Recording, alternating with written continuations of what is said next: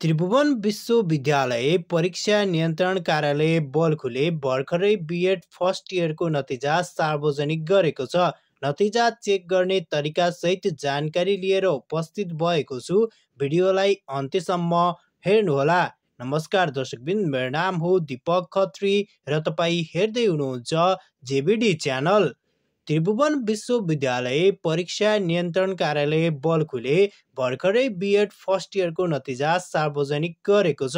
नतिजा सार्वजनिक भएको जानकारी हामीलाई एक सूचना मार्फत दिएको हो। सूचनामा यस्तो उल्लेख गरिएको छ, त्रिभुवन विश्वविद्यालय परीक्षा नियन्त्रण कार्यालय बल्खुद्वारा 2082 साल साउन महिनामा सञ्चालित शिक्षाशास्त्र संकायतर्फ 4 वर्षीय बीएड प्रथम वर्षको नियमित परीक्षाको परीक्षाफल त्रिवी केन्द्रीय परीक्षा सञ्चालन समितिको निर्णयअनुसार प्रकाशित गरिएको छ।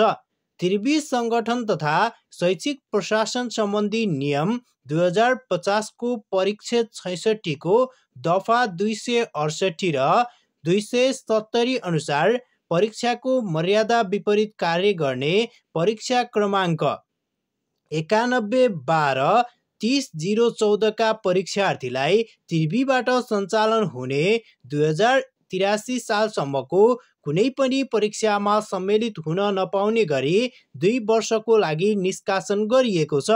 उक्त परीक्षाको परीक्षाफल त्रिवी पनिकाको पोर्टल result.tuexam.edu.np मा हेर्न सकिनेछ।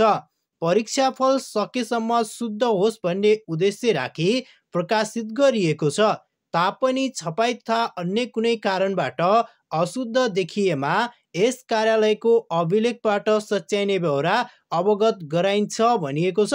र यहाँनिर तपाईहरुको चाहिँ मार्कसिट सम्बन्धित क्याम्पसबाट चाहिँ वितरण हुने कुरा चाहिँ उल्लेख गरेको छ।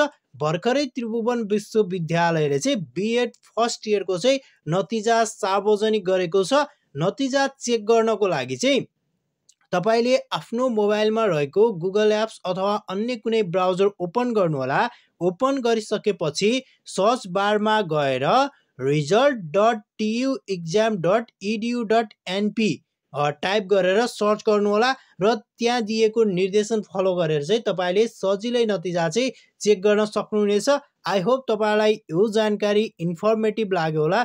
जाँदै तपाईले हाम्रो च्यानललाई सब्स्क्राइब गर्नु भएको छैन भने सब्स्क्राइब गर्नुहोला र नजिकै रहेको बेल आइकन प्रेस गर्न नबिर्सिनुहोला। साथै यो भिडियोलाई लाइक, कमेन्ट, शेयर गर्न नबिर्सिनुहोला। धन्यवाद।